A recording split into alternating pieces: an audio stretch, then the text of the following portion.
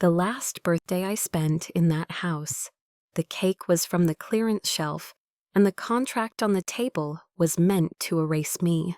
No music, no laughter, just my stepmother's voice telling me to sign away my life, or walk out into a winter that wanted me gone as much as she did.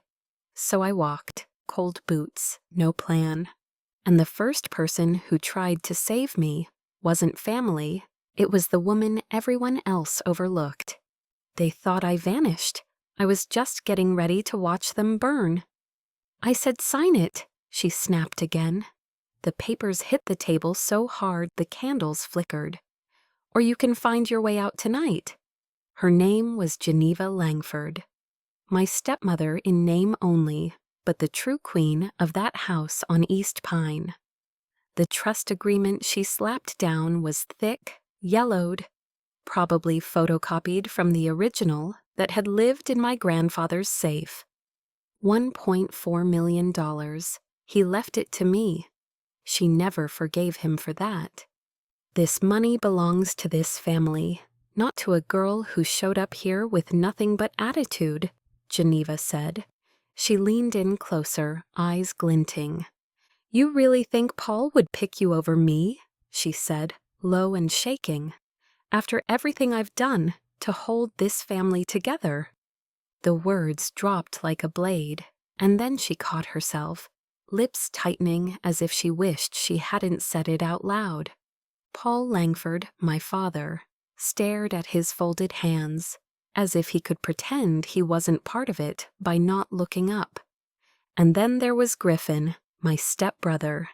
He leaned back in his chair, one ankle on his knee, watching like it was a live show and he'd paid for front row seats. "Tick-tock," he muttered. I looked down at the signature line. My name was printed under it. I didn't recognize the handwriting, but I knew who forged it. "No," I said, and I meant it. Geneva stood so fast her chair scraped tile. "Get out." 10 minutes later, I was on the icy sidewalk with one overstuffed backpack and my hoodie pulled tight. The house was locked behind me before I made it to the curb. The wind cut like razors. -7 degrees. No gloves, no plan. Just the weight of that contract in my memory, and the cold truth that my own father would rather lose me than lose the money. But there's something about betrayal that sharpens your senses. I still followed the same sidewalk I walked every night after work, past shuttered shops and flickering street lamps, until I reached the old corner by St. Agnes and Harmon, and there she was, wrapped in a gray wool coat that had outlived its buttons, sitting on her folded blanket with a tin cup in front of her. Same spot, same silence, same woman I gave Smakey's my spare change to every night for the past 3 months. I reached into my coat pocket and pulled out the last bill I had, 5 crumpled dollars from my last shift at the cafe over a week ago. I hadn't thought about going back, not after that week. Geneva had been on me for days, snide comments, veiled threats, acting like I was just a guest wearing out my welcome. And that night, when the candles burned low and the contract hit the table, it all broke. I missed another shift, never called, never explained. The cafe didn't wait, they just stopped putting me on the schedule. I bent down to place it in her cup. Her hand shot out, fast and dry and strong, and closed around my wrist. Her eyes, clear, cold, and afraid, locked onto mine. "Tonight," she said, "you do not sleep in the park, not in the alley, not anywhere they'd think to look." I froze. She leaned closer. Her voice dropped to a whisper. "You find a motel, pay in cash, lock the door tight, come back to me tomorrow morning. I have something that will save your life." And just like that, I wasn't just cold anymore. I was hunted. She didn't ask for my name. She didn't need to. Whatever Geneva and Griffin thought they'd started, This woman already knew how to finish. The night Geneva banished me, I didn't run. I vanished, like smoke pulled into the wind. I walked east down Pine, where the sidewalks were cracked and the wind slid in under your clothes like it had a grudge. My backpack weighed too much. My money felt like it weighed nothing. $127 from tips, folded and rubber banded inside a side pocket. My hands were shaking by the time I reached Kellogg Avenue. That's where I saw it. A pink neon sign flickering like a dying heartbeat. Starlight Motel, vacancy. I pushed open the door and stepped into a lobby that smelled like bleach and old cigarettes. A man in a hoodie barely looked up from his phone. "Cash only," he mumbled. I slid $38 across the counter. He didn't ask for a name, didn't ask for ID, just handed over a key attached to a chipped blue plastic tag. Room 12. The door stuck when I opened it. The room inside looked like it hadn't been touched since the Clinton administration. A TV with no remote, curtains that barely met. A bed with one thin blanket and no top sheet. But the deadbolt worked. The window latched. That was all I needed. I kept my boots on, wrapped myself in the blanket, and curled up sideways with my coat zipped and my backpack pressed against my chest. I thought about calling Lauren. She worked late nights at the diner near East Kellogg, the one that never closed, even in snow.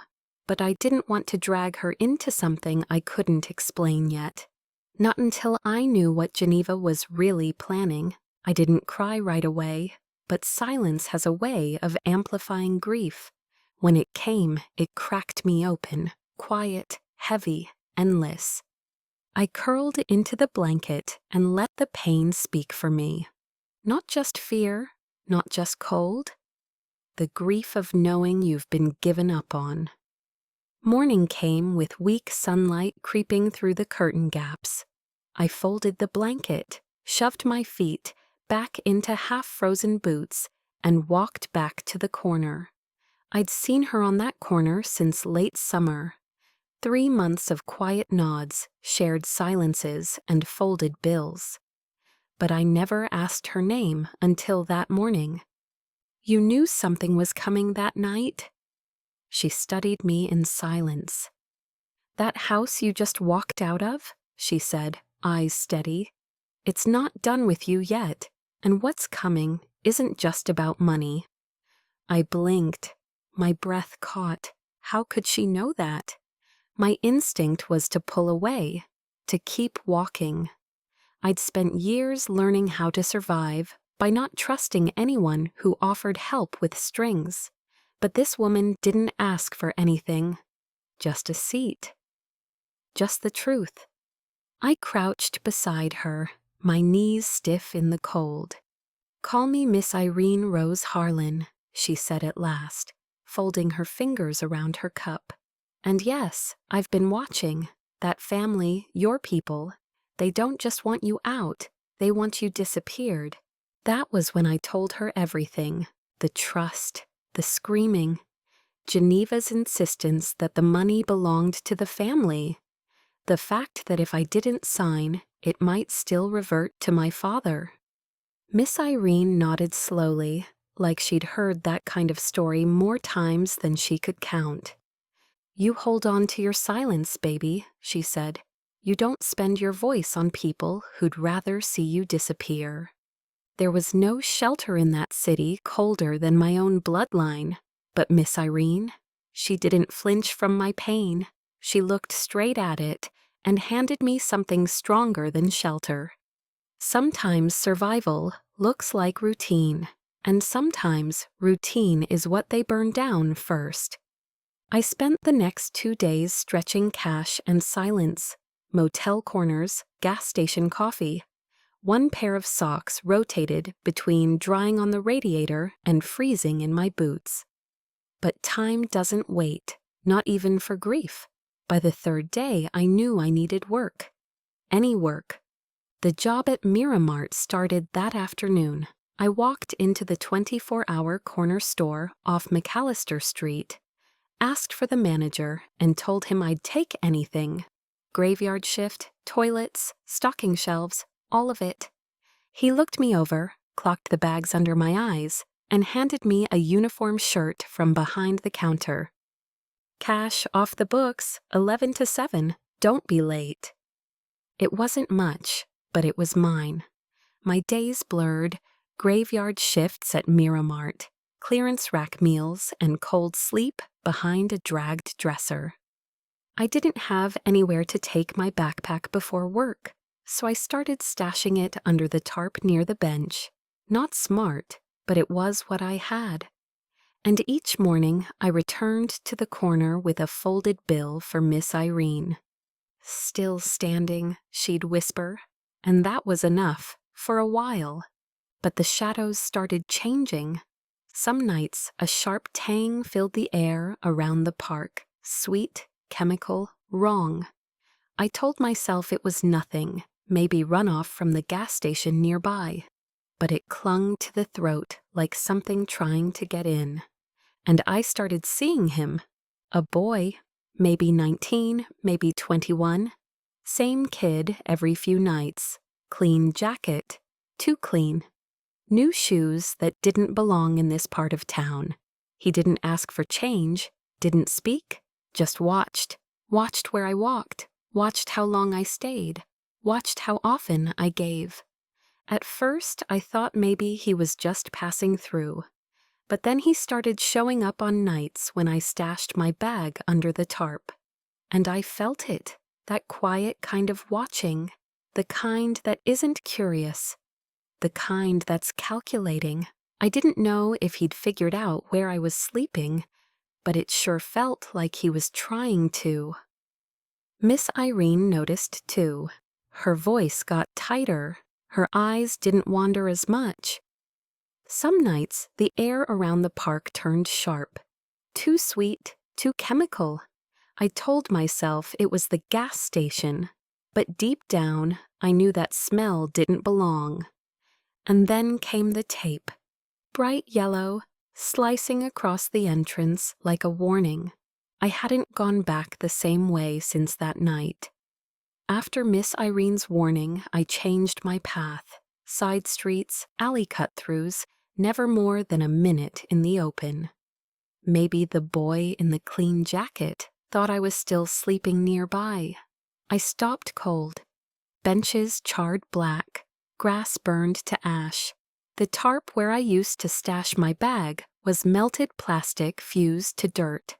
Fire crews were gone, but the air still clawed at your throat. Investigators crouched by the fence line, gloved hands picking through soot. One held up a bottle with a rag still in the neck. Another muttered about poor patterns and shoe prints. They hadn't just lit a fire, they'd mapped where I'd been, targeted it, burned it out of existence. And just like that, I wasn't just cold anymore. I was marked. Someone had decided to make sure I disappeared. That night, I didn't go straight back to the corner. I turned left instead, toward a diner that stayed open 24 hours, the one Lauren worked in. She didn't see me at first. I stood by the jukebox pretending to scroll my phone until she walked out with a tray of pancakes for a table of exhausted nurses. When she finally looked up, her face dropped. She slipped behind the counter and dragged me into the storeroom. "Cora, what happened?" I told her about the fire, about the smell, the investigators, the tarp. Her hands shook. Then she said something that hit wrong. I knew they were furious, but I didn't think they'd go this far. Not this fast. I paused. Knew who was furious? She froze, looked like she'd swallowed a tack. I shouldn't have said that. Lauren. She didn't look up. Geneva came into the diner 3 days ago with Griffin. They didn't order anything, just watched me. She asked if I knew where you were sleeping, if I'd seen you with anyone suspicious. She met my eyes then. I didn't say a word, but she knew you were still in town. I thought the fire was random. I thought it was fear, but it was a plan, and I was already 2 steps behind. I used to think being broke was the worst kind of danger. But that morning I learned it's not poverty that kills you. It's being invisible long enough for someone to think they can erase you. The fire didn't just destroy benches, it revealed watchers, and one woman who'd been watching back. That evening, after I mopped the sticky tile under the soda machine for the 5th time, I walked straight to the corner. My hands still smelled like lemon cleaner. My body ached, but my steps were steady. Miss Irene was already there, coat pulled tighter than usual. Her eyes followed me all the way down the block. I crouched beside her and whispered, "You knew something was coming the night Geneva kicked me out." She didn't answer, just tapped the cardboard beside her. "Sit." I did. She leaned in close, voice so low the wind nearly stole it. 3 weeks ago I noticed him, that boy in the nice coat, circling this block like he was working a job. Didn't give, didn't speak, just watched where you went, watched how much you gave, watched when you left. She paused. "I've seen that look before," she said. "It's not curiosity, it's calculation." I stayed still. I didn't blink.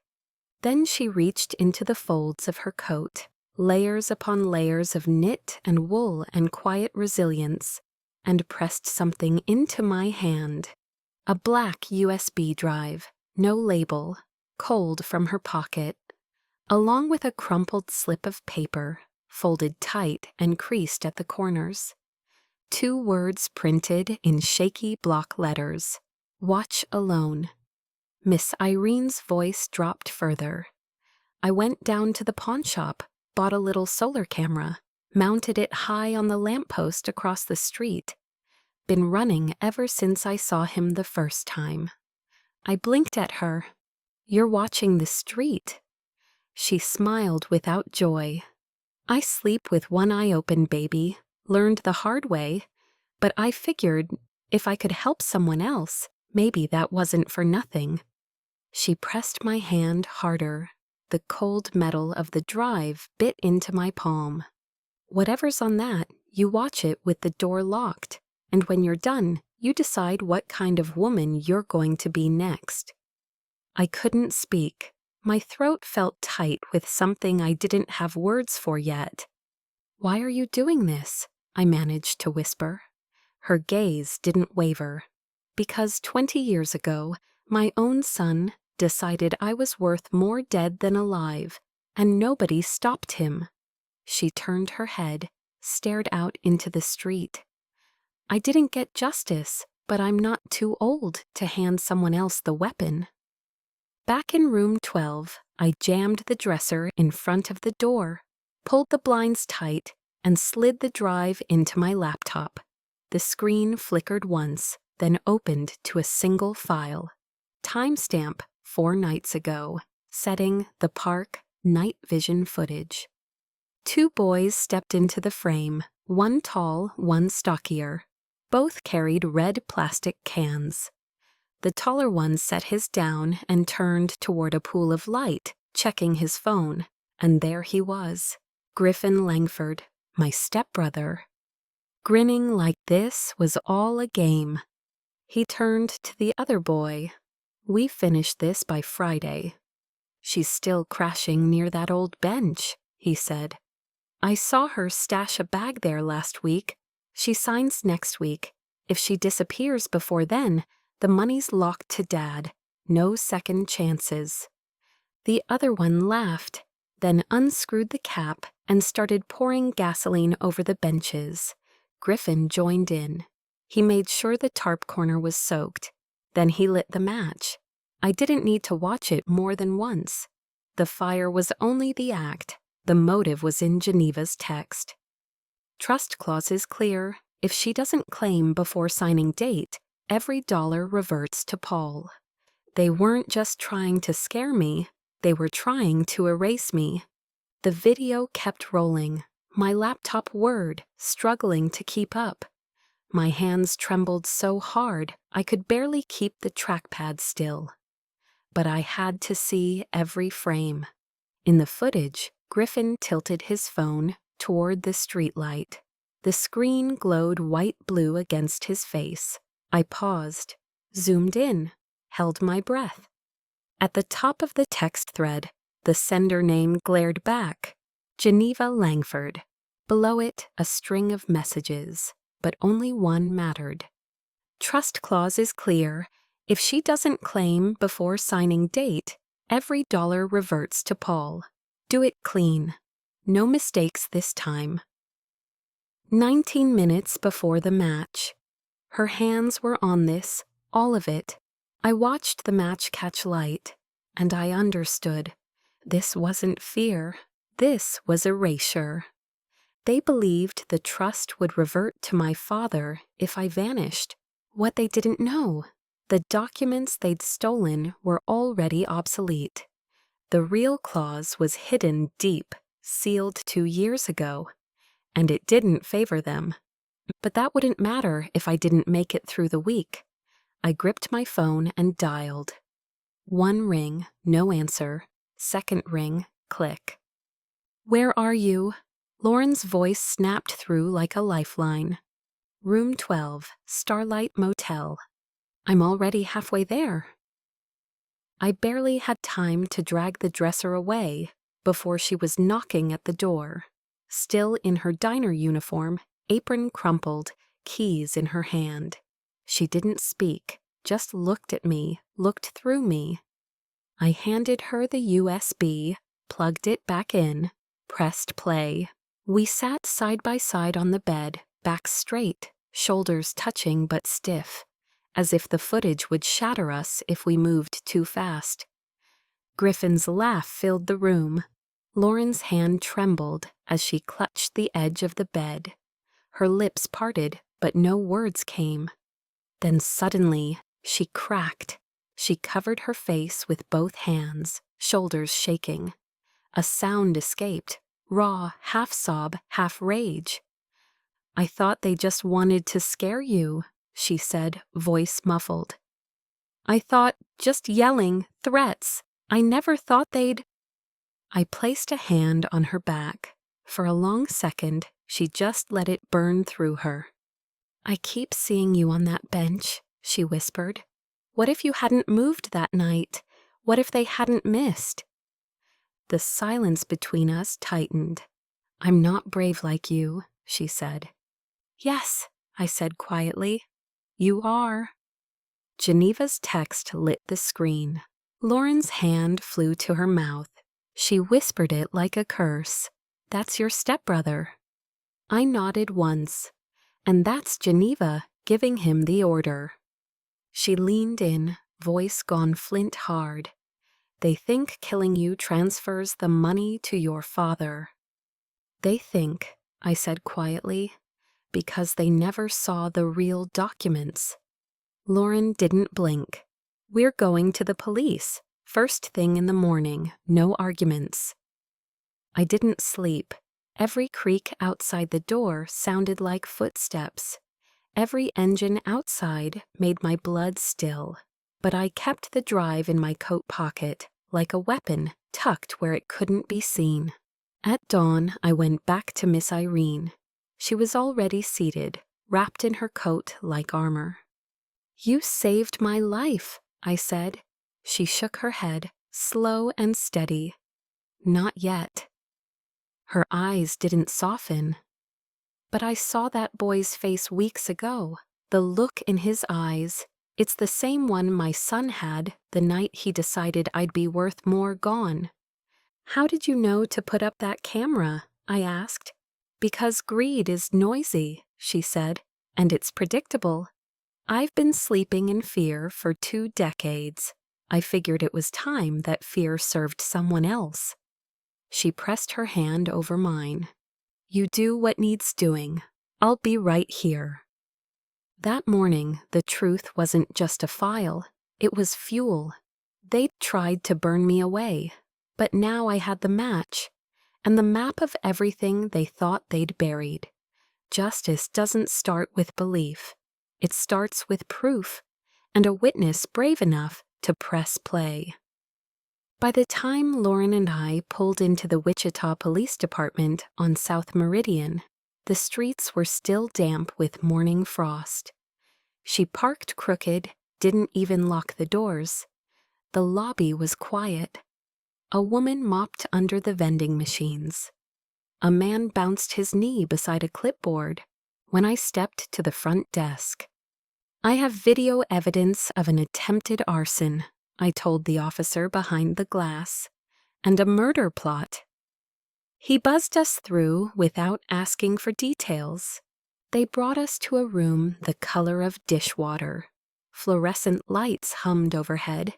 A table was bolted to the floor like they expected someone to lose control. I didn't plan to. Detective Isaiah Mercer walked in 10 minutes later. Late 30s, calm eyes, hair clipped short and tight. He sat down like he had all the time in the world, but I watched him watch me. Not my clothes, not my tired posture, me.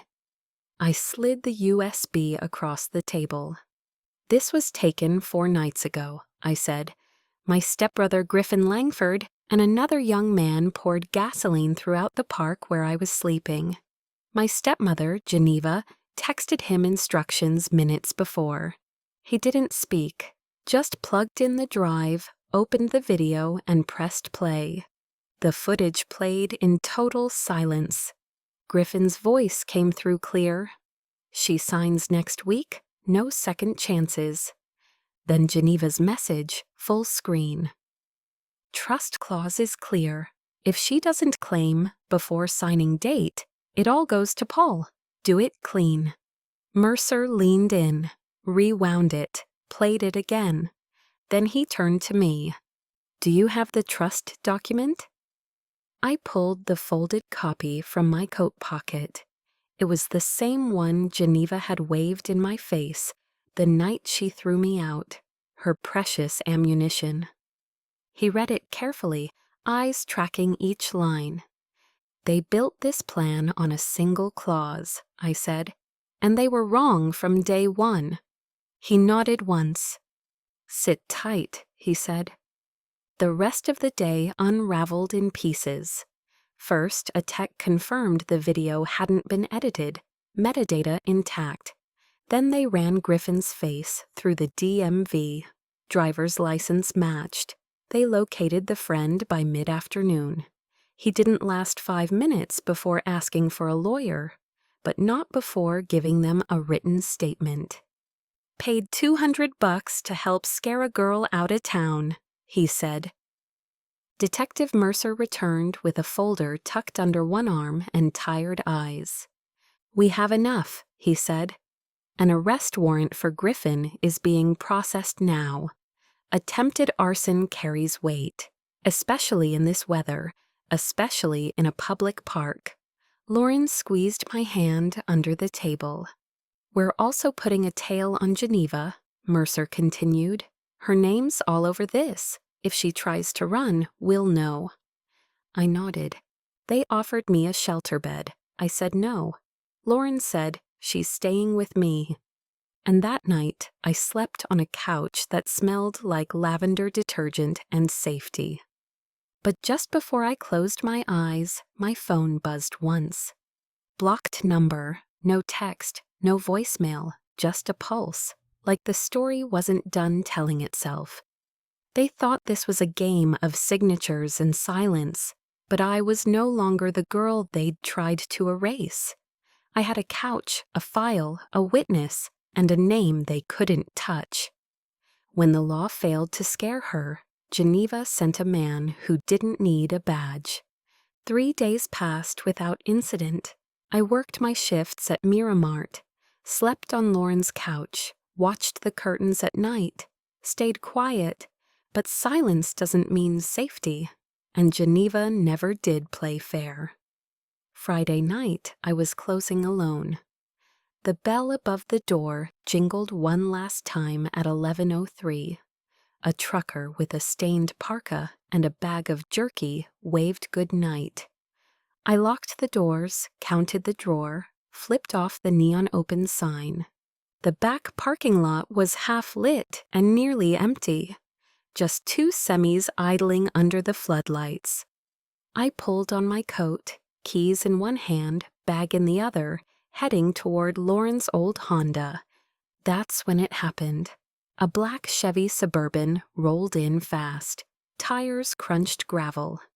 It cut me off clean, between me and the car. The passenger window dropped. A man leaned out, dark windbreaker, jaw like concrete, face half swallowed by shadow. He didn't say a word, just held out a phone. Geneva's voice came through, low and venom smooth. "Drop every charge, Cora. Sign the trust over to your father like you were supposed to. And this all ends. You keep pushing, and next time, there won't be a warning." My spine hit the cinder block wall behind me. The Suburban idled loud, exhaust clouding in the cold. The man didn't move, didn't blink, just held the phone, waiting. I didn't run. I didn't cry. I reached into my apron and pulled out my phone. Hit speed dial, speaker on. "Detective Mercer," I said calmly. "I'm at Miramart, East Lot. A man in a black Suburban is delivering a threat on behalf of Geneva Langford. Kansas plate starts Tango 49er. He's here now, I'm not moving." Mercer's voice cut in, steady and sharp. "Stay where you are. Units are 2 minutes out." The driver's eyes flicked toward me. He didn't speak, but the SUV revved hard. Then it reversed, tires squealing, clipping a dumpster and vanishing toward the on-ramp. I slid down the wall, breathing like my lungs had turned to steel. Sirens cracked the sky 90 seconds later. 3 unmarked sedans boxed in the Suburban at the I-135 entrance ramp. It tried to jump the median, didn't get far. An officer tackled the driver to the pavement before he cleared 10 yards. Inside the vehicle, a burner phone still warm from Geneva's call. A Google Maps printout with Miramart circled in red. An envelope. Inside, $5,000 in banded hundreds. A sticky note on top. "Final warning, no mistakes."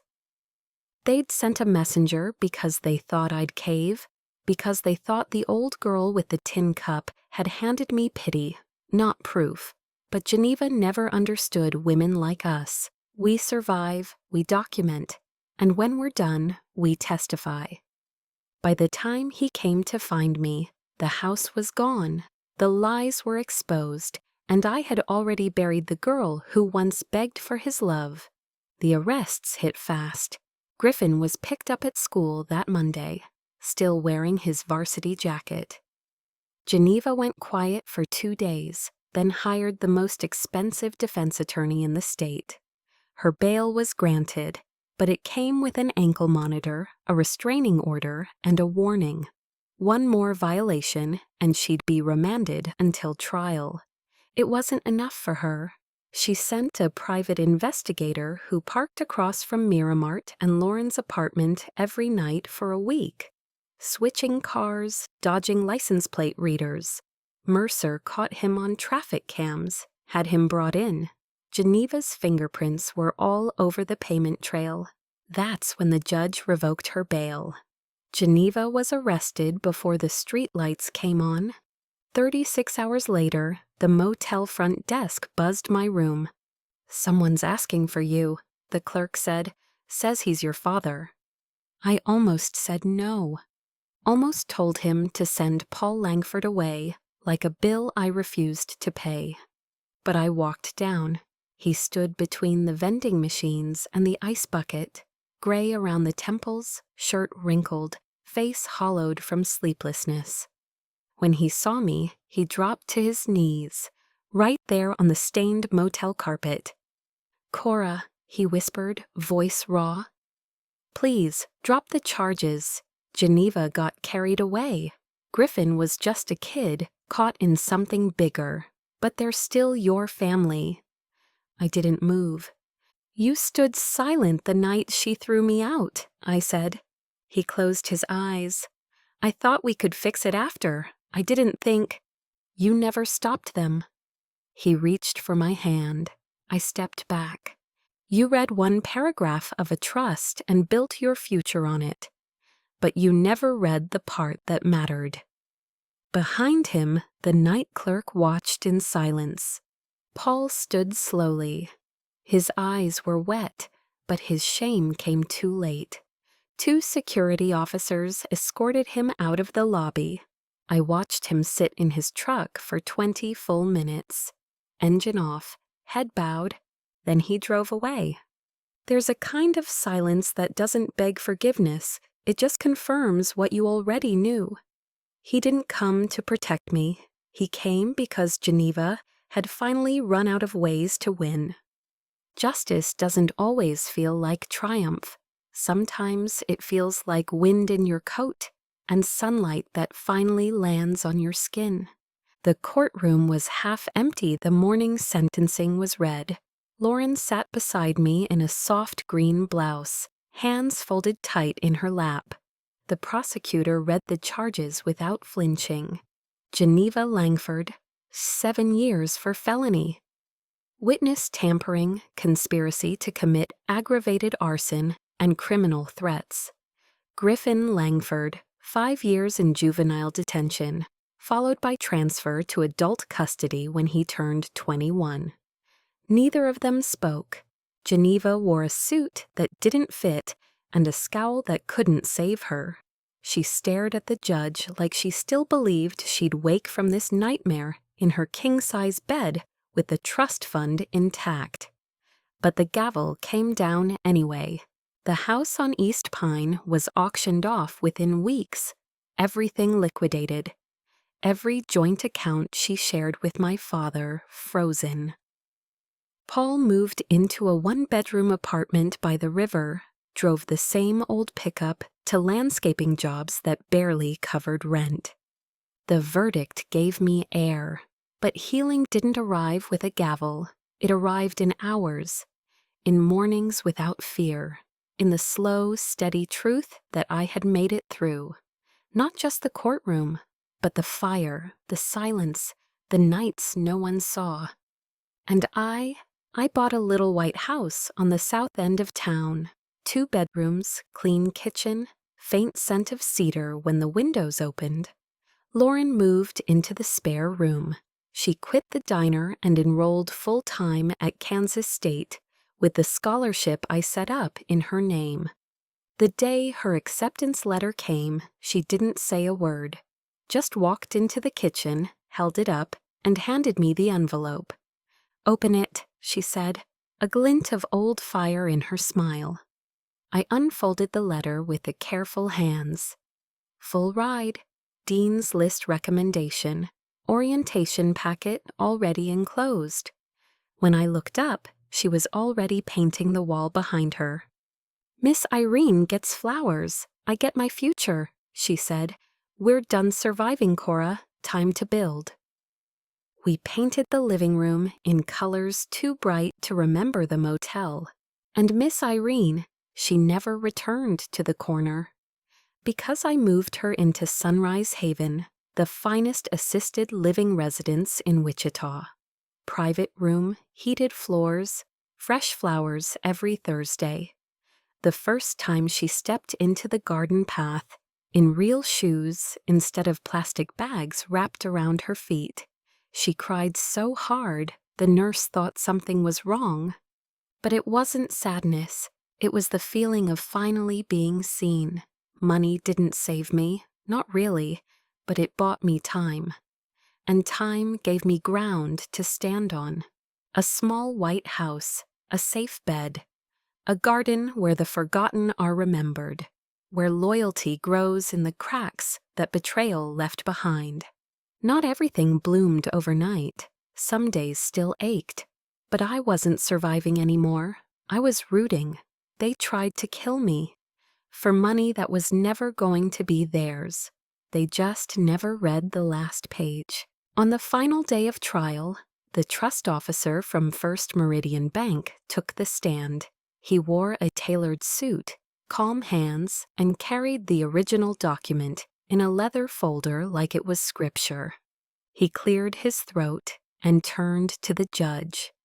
"Your Honor, the following clause was added quietly when Cora Langford was 16. It supersedes the original distribution provision." He read it out loud.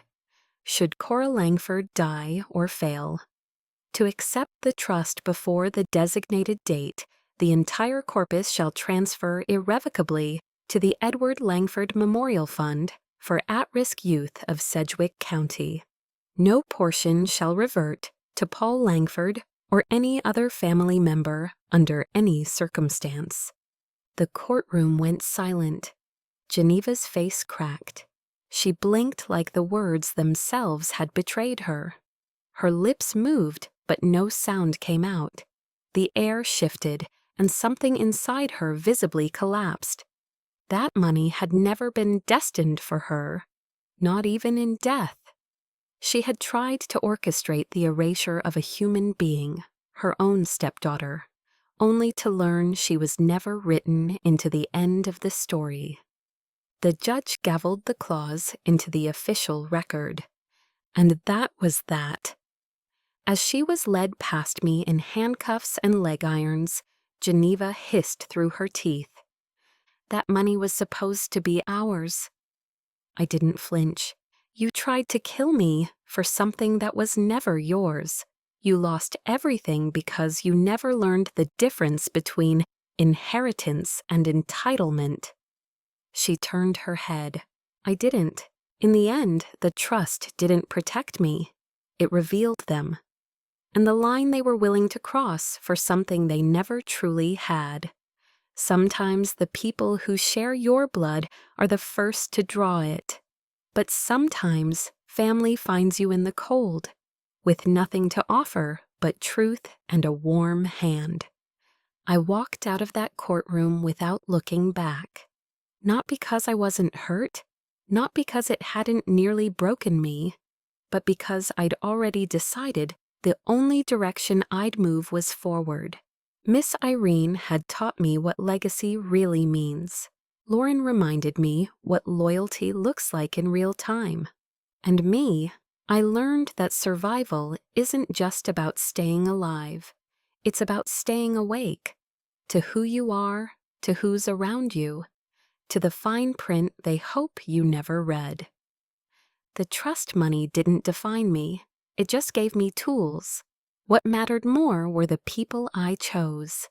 The ones who showed up, not for profit, not for bloodlines, but because they saw the fight in me and chose to protect it. So if you've ever had to stand up to someone who thought they could erase you, if you've ever slept in a place you were never meant to survive, if you've ever found a stranger who treated you like family when your own turned you out, then you already know this truth. Kindness is a form of rebellion, and loyalty, it's the richest kind of revenge. I haven't passed that corner in weeks. But sometimes, on the bus or in line at the grocery store, I'll spot a woman wrapped in too many layers and too few words. And I'll remember. I'll remember the cardboard square, the folded blanket, the tin cup catching wind instead of change. And I'll remember the hand that didn't ask, but reached. She didn't give me money. She gave me warning. She gave me witness. She gave me time. Some women hand you your life back in a closed fist. Some never ask for thanks. They just watch you rise and nod when you do. If someone in your life has shown you what real family looks like, even when it wasn't the one you were born into, drop your city in the comments and tell me their name. Let's remind each other that sometimes salvation doesn't arrive in sirens. It arrives in quiet hands, cardboard seats, and voices that whisper, "Stay alive, come back tomorrow. I have something that will save you.